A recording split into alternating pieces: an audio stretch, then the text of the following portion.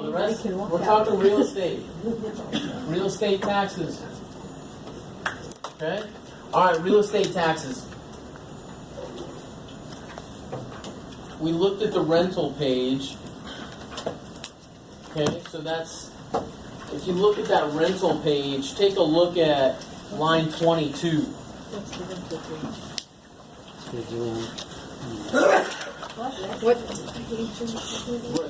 The rental schedule E.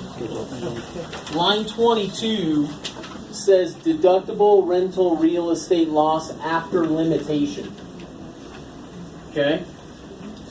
So, like everything in the tax code, they make it really confusing for us, but what's the after limitation? Depends on your deductible. Here's how real estate taxes normally look. If you're a real estate professional, you get all the losses. Whatever loss you have, there is no limitation. Okay? So that's kind of best, right? But I'll tell you how to qualify as a real estate professional in a minute. Okay? Oh, yeah, I'll get there. Alright? The next way that it looks is the rest of us, basically, right? If you end up making $100,000 or less, then your limitation is $25,000. You can take a $25,000 loss if you make $100,000 or less. So let's say you have 2 rental properties and a W-2 job that makes you $80,000 a year, but after interest, taxes, depreciation, and all the expenses that we went through, you have a $25,000 loss from your rentals somehow, some way. You'd be able to take that $25,000 loss against your W-2 income because you make under $100,000. Now, if you make in between $100,000 and $150,000, then there's a little allocation that goes there. You'd be able to take some of your losses. If your AGI is over $150,000, then you can't take any of your losses. If you can't, whatever losses you can't take from real estate, assuming you're not a real estate professional, the losses get carried forward into future years. Okay? They get carried forward into future years until you sell the property. Then when you sell the property, your losses get released. Okay? So that's the 3 ways it normally looks. Take all the losses, take losses up to $25,000, or take none of the losses. If you're in none of the losses, which honestly, a lot of people who have rental properties fall into that category, where they're not able to take their losses, they just carry forward in future years. So a lot of times what ends up happening is I'll get a call and somebody will say, hey Ronnie, what happens if I sell my rental property? So then I'll pull up their rental property and I'll say, okay, you paid $200 for it, you've taken $50,000 in depreciation over the last 10 years. Okay? So net basis, net book value $150. Then they take that $150 and they're like, okay, well we could sell it for $300. So I'm like, okay, your capital gain is $150,000. But then over that 10 years, you weren't able to take $80,000 worth of losses. So you're going to have a capital gain of $150,000, but then right below that, you're going to have a loss of $80,000. So in theory, it's about a $70,000 gain. So that's the information that people are requesting and they want to know, because you guys lose track of how much losses that you weren't able to take. All right, so that's part of planning. When I go through with people, that's one of the most common questions I get. What happens if I sell this rental property? How much taxes am I going to have to pay? That happens all the time. All right, so that's how they look. All right, so now, to become a real estate professional, you guys were asking about that. How do I become a real estate professional? To be a real estate professional, the first hoop you have to jump through is 50% of the time you spend on business activities, more than 50%, has to be done with real estate activities. So the easiest way that I can explain that is I'm an accountant. I spend 2,500 hours a year working for Anderson. Okay? That's where the majority of my working time goes. I do some real estate investing, but I don't spend 50% of my time doing that. If you have a W-2 job, you're probably not going to be a real estate professional, unless you're the kind of person that works over 4,000 hours a year. Okay? That's just the nuts and bolts of it. Now, the second hoop you have to jump through is you need to have 750 hours dedicated to real estate activities per year. 750 hours. 52 weeks. That's about 14 hours a week. 14 point, no, I'm just kidding. It's about 15 hours a week. Okay? Spend 15 hours a week working on real estate. Now, you're going to say, well, what do I have to do to, get that real estate activity? I'm going to give you a list in a minute. The other thing you need to do is materially participate in the rental activities, which typically, if you end up doing 750 hours, you're materially participating in the properties. However, the tax code's really dumb, and it says that you have to materially participate in each property. You have to spend 750 hours in each property, is what it says. Okay? But then they realize how dumb that is, because if somebody has like 4 properties, no one's going to spend 3,000 hours. So they came up with this 469C election. That's an aggregation election that allows you to say, we're going to treat our rental real estate activities as one. And then your 750 hours test works with that group of properties. You with me? Where is that, where you make that election? It's this like little tiny square box On the that's in the tax software, that's not in any of the forms that I just showed you. Okay? You have to check a box. And you have to have an accountant who knows what they're doing when it comes to checking that box. I will say, a 469 election is not always the smartest thing to do. And I'm going to tell you why. It's not always the smartest thing. Don't just hear me out and say, oh, I have to make this 469 election. I just did one today that was not worth it. Okay? I had a client in California. He's had rental properties for the last 15 years while he's worked for the post office.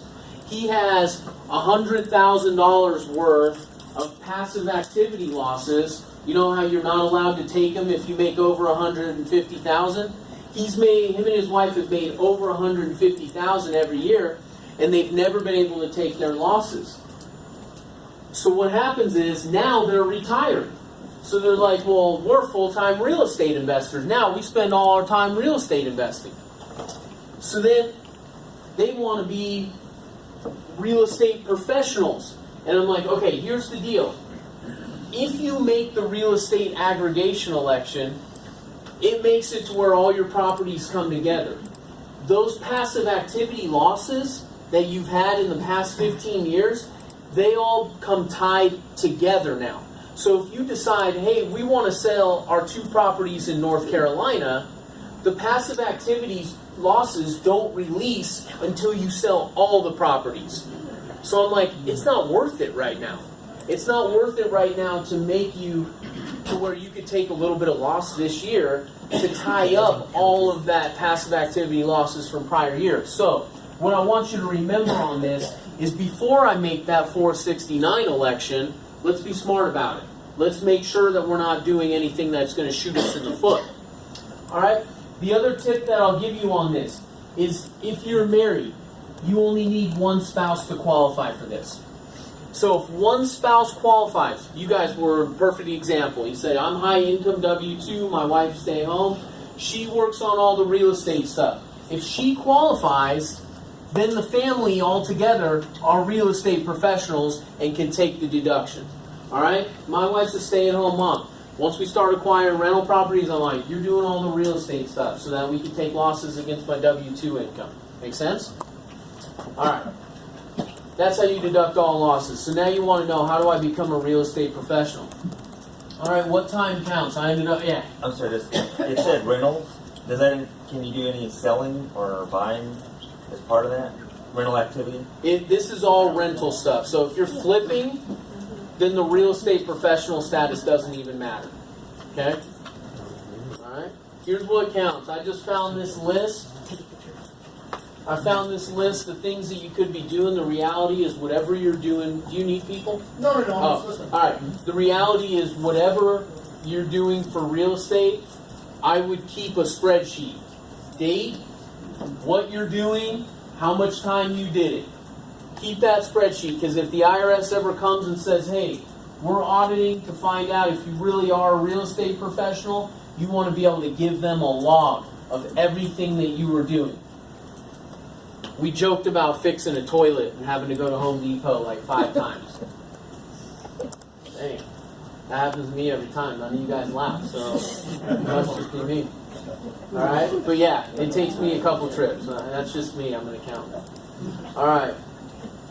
Showing property for rent, hiring, dealing with management company, review and screen tenants, improvements and repairs, advertising. Coming to this, does this count? Yep. Heck yeah, it counts. The flight, okay, while you're in these trainings, the travel time here, that all counts. Don't count 24 hours a day while you're sleeping, but if you're having meetings with people and dinners and things like that, count all this time. This is real estate training and education. It counts. All right. The other thing that I'll say with this is one time somebody was like, kind of shaking me down on what time counts for the 750 hours, and they said, well, what if I'm just dreaming about my real estate empire? Like, okay. All right, I see that. Sounds good to me. Yeah. All right. Dream first. Yeah, exactly. Like, okay. But then I say, how about some strategic planning instead? I'm like, how about we phrase it like that instead? How about we, we're looking at potential properties, strategizing. I like that word a little bit better than dreaming, huh? We all like to dream, right? Once you qualify for the 750, is it you have to be able to track that every year in order to take You it? should, yeah. It should be an annual tracking. Great question. Yeah, that's a great question. Yeah. It's like we have apps that handle mileage. Is there an app that you've seen in the past that can help us keep track of certain things? So what he said is there's apps that keep track of stuff and like mileage. Is there an app that keeps track of your real estate time? I haven't seen one, but what do you have on your phone? I use Now and Then. Okay. It's a generic one that you put in the categories. Okay. And I put in the categories that are listed by the IRS and then tried to imagine, subcategories, what activities might fall under those. Okay. Now and Then was the app she uses. What was your question from the group? Does this real estate professional status only apply if your properties are on your Schedule E and owned by the individual? Yeah, so what she said was, does this real estate professional status only apply if it's on your Schedule E on your personal return? Great question. It does not. If you have your let's say you have properties in an LLC and they're taxed as a partnership, you're still going to report on the partnership if they're a real estate professional. You're going to put that they're non-passive, they're active in the real estate, and when it flows through to the personal return, it's going to flow through as active income, ordinary losses. Okay, good question. All right,